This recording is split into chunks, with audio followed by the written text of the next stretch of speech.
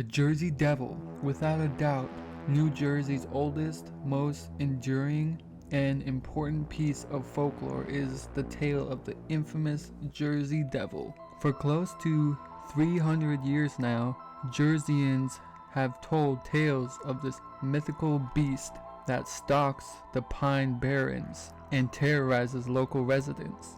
Legend has it that in 1735, a Pines resident known as Mother Leeds found herself pregnant for the 13th time. Leeds is the name of one of New Jersey's earliest settlers, and many descendants of the Leeds family can still be found throughout New Jersey to this day. Mother Leeds was not living a wealthy lifestyle by any means. Her husband was a drunkard who made few efforts to provide for his wife and 12 children. Reaching the point of absolute expiration, upon learning of her 13th child, she raised her hand to the heavens and proclaimed, "Let this one be a devil." Mother Leeds went into labor a few months later.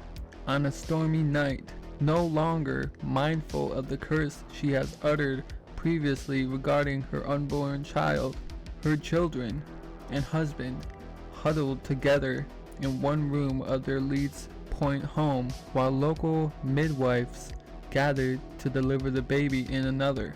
By all accounts, the birth went righteously, and the 13th Leeds child was a seemingly normal baby boy. Within minutes, however, Mother Leeds' unholy wish of months before began to come to fruition. The baby started to change and metamorphed right before her very eyes. Within moments, it transformed from a beautiful newborn baby into a hideous creature unlike anything the world has ever seen. The wailing infant began groaning at an incredible rate. It sprouted horns from the top of its head and talon-like claws torn through the tips of its fingers. Leathery bat-like wings unfurled from its back, and hair and feathers sprout all over the child's back. Eyes begin glowing bright red as they grow larger in the monster's gnarled and snarling face. The creature savagely attacked its own mother, killing her, then turning its attention to the rest of the horrified onlookers who witnessed its transformation.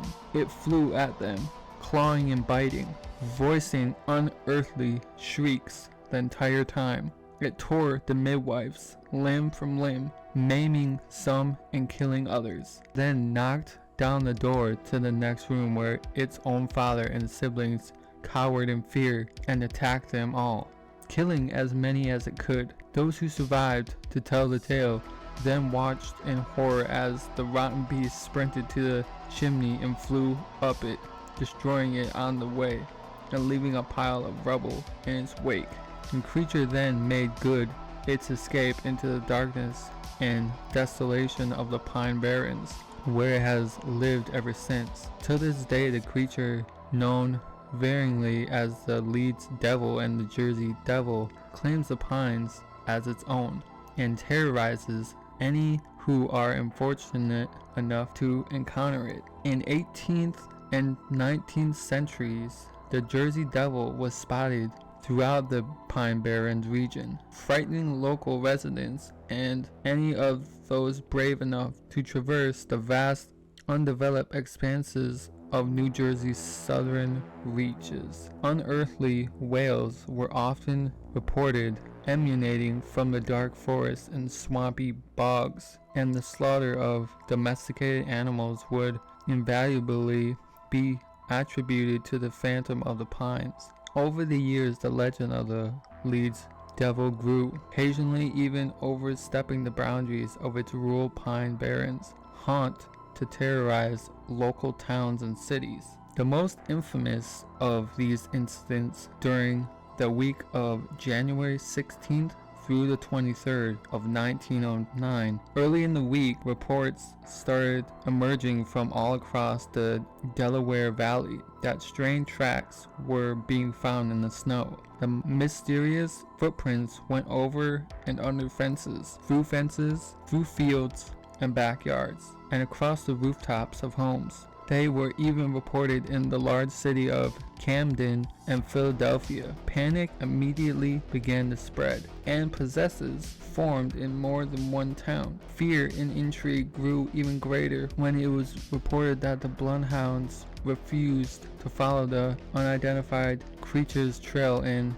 Hamilton. Schools closed or suffered low attendance throughout lower New Jersey and in Philadelphia. Mills in the Pine Barrens were forced to close when workers refused to leave their homes and travel through the woods to get to their jobs. Eyewitnesses spotted the beast in Camden and in Bristol, Pennsylvania, and in both cities police fired on it but did not manage to bring it down. A few days later, it reappeared in Camden, attacking a late night meeting of a social club and then flew away.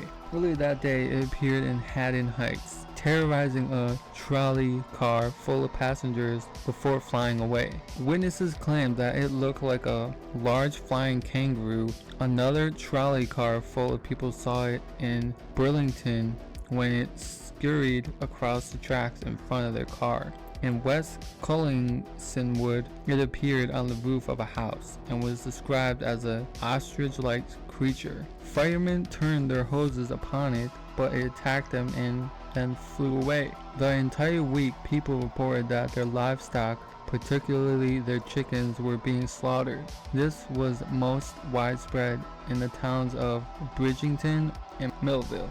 The marauding misanthrope reappeared later in the week in Camden, where a local woman found the beast attempting to eat her dog. She hit it with a broomstick and it flew away. While there has not since been another week to watch the frequency, fervor, and intensity of January 1909 rampage, numerous sightings of the Jersey Devil have continued to be reported to this day. The tales of the devil have spread beyond the Pine Barrens, and it has been embraced by all of New Jersey, even to the point where it has been largely commercialized. The devil is portrayed in toys, on t-shirts, and even the subject of its own feature film. Most famously, the devil has lent its name to New Jersey's NHL hockey team. There are still many, however, who believe that the Jersey Devil is a very real, very dangerous creature. There has been a constant stream of reports over the years of devil encounters. Most often people report finding strange,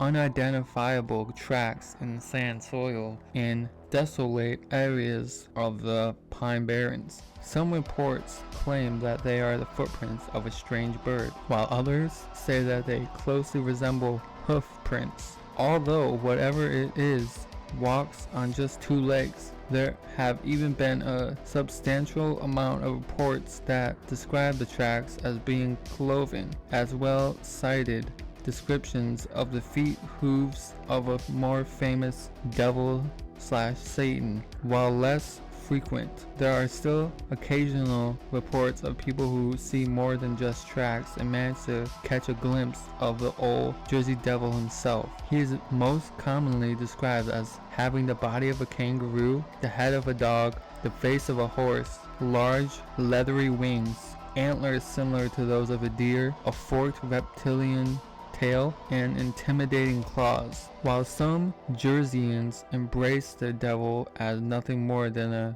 figment of our collective imaginations, source of pride, and unique and important piece of New Jersey folk culture, others see it as a very real and a threat to their safety. Still, others who have sworn they do not believe in the existence of the Jersey Devil have had their minds changed after spending just one moonlit night in the Pine Barrens. There, where a ghostly mist drifts across the cedar swamps and the unearthly cry of some unseen creature can be heard piercing the stillness of the dark forest. Few disbelievers can be found, whether it's deep in the Pine Barrens or deep in our collective unconscious. One thing is certain, the devil still lurks in New Jersey, and most likely always will. Alright guys, Hope you guys enjoyed. That was the Jersey Devil. If you guys want me to do any folklores in particular, just let me know down below. I love y'all so much. Appreciate you guys for showing all the love you do to this channel and all my other channels. I love you guys. Stay safe. I will see you in the next video.